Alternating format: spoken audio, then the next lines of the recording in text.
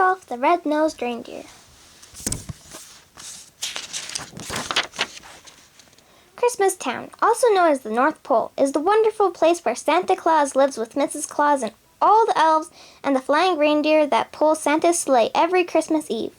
Nowadays, Christmas Town is a happy place. The elves make toys, the reindeers fly, but in the old days, everyone had to watch out for the abominable snow monster. He was big and furry and hated anything having to do with Christmas, and he liked to eat reindeer. All that started to change when Santa's lead reindeer, Donner, became a papa. "We'll call him Rudolph," said Donner, looking at his new son. Suddenly, Donner and Mrs. Donner saw a bright light. "He's got a shiny red nose," said Donner in surprise. "I'd even say it glows." Santa came to see the new arrival, but then he saw Rudolph's nose. "Let's hope this glowing stops if Rudolph wants to make the sleigh team," Santa said. "We can't have any shiny noses flying through the sky." So the Donners put a little cover on Rudolph's nose. Soon it was time for the new fawns to go to the reindeer games.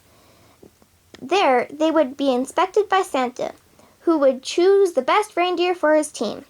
At first Rudolph felt shy, but soon he met a doe named Clarice. "I think you're cute," she told Rudolph. The coach arrived to teach the fawns what they needed to know to be on Santa's team. "First, we'll learn to fly," he told them. "We have to get up enough speed and jump into the wind." Rudolph was so excited about his new friend that he took off with a great whoosh. He soared high over the heads of the reindeer and Santa too. But as all the young reindeer continued to play, the cover popped off Rudolph's nose. It glowed for all to see. At first the other deer were frightened, but soon they began to laugh and call poor Rudolph names. "Rudolph the Red-Nosed Reindeer," they jeered. And the coach said, "Go on home. From now on, you can't join in on any reindeer games."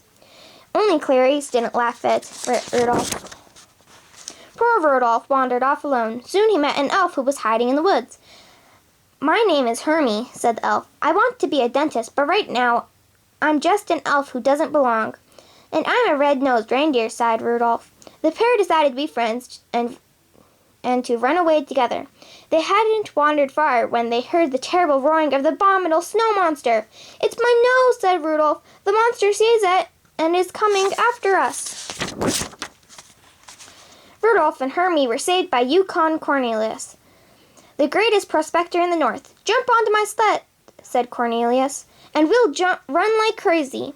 But no matter how fast they went, the monster stayed close behind. Finally, they were trapped on the water's edge. Cornelius chopped the ice with his axe, and the friends floated safely away. They floated all night and landed in a strange island, where they were greeted by a puppet that sprang from a box. "I'm the official sentry of the Island of Misfit Toys," said the puppet. "My name is Charlie, and that's why I'm a misfit toy. No one wants to play with a Charlie in the box." "We want to travel with Santa Claus in his magic sleigh," said a misfit doll. "Otherwise, we'll miss all the fun with the boys and girls when the Christmas day arrives." The friends met an elephant with polka dots, a choo-choo train with square wheels, a water pistol that shot jelly, a bird that swam, a cowboy riding an ostrich, and a boat that couldn't float.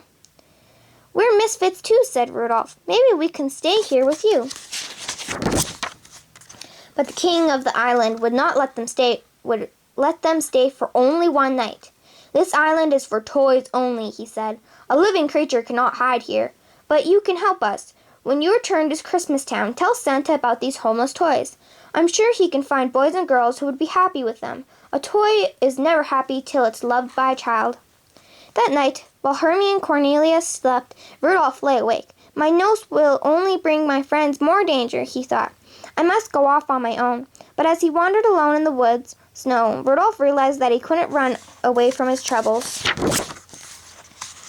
Rudolph returned to the mainland and headed for Christmas Town, but first he had to pass the cave of the abominable snow monster. As he did, Rudolph heard voices crying, "Help! Help!" Rudolph rushed inside. There was Rudolph's parents and Clarice. They had been searching for Rudolph and had been caught by the monster, who was about to devour Clarice. "Put her down!" Rudolph cried, butting the surprised monster with his little antlers. Just then, Hermie and Cornelius pulled up outside the cave. They had followed Rudolph's trail and knew he needed help. An abominable snow monster will never pass up a pork dinner, said Cornelius. Hermie, you sit outside the cave and oink like a pig. When the monster comes out, watch out. Hermie approached the mouth of the cave. Oink, oink, he called. The monster dropped Clarice and rushed outside. At the moment, Cornelius pushed a giant snowball down on top of him. Splat! Working quickly while the monster was stunned, Hermie used his dentist tools to remove the monster's teeth. Back in Christmas Town, Rudolph told how he and his friends had defeated the abominable snow monster. Everyone realized that misfits had their place too. Rudolph told Santa about the misfit toys. As soon as the storm lets up, I'll find homes for them, Santa promised. Then the weather elf handed Santa his report. Santa gasped. The storm won't subside by tonight. I won't be able to fly my sleigh. Suddenly a flash of light caught Santa's eye. Rudolph, he said, what a beautiful, wonderful nose. Won't you guide my sleigh tonight? I'd be honored to, said Rudolph, putting on his jingle bells.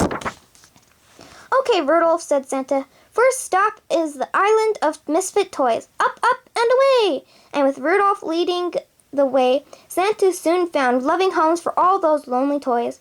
Rudolph the red-nosed reindeer, everyone sang. You'll go down in history. And he did.